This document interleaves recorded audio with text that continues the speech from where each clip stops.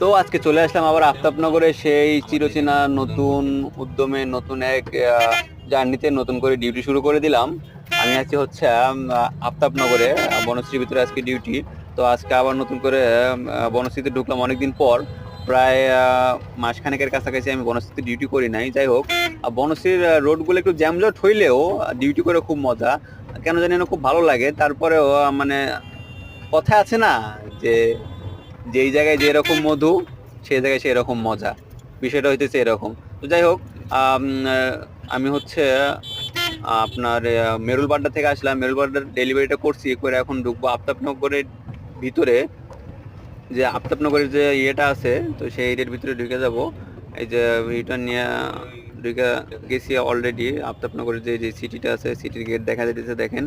এ হচ্ছে আমার ডেলিভারি। তো আজকে কাজ শুরু করলাম, সবাই দোয়া করবেন যেন ভালোভাবে কাজটা কমপ্লিট করতে পারি।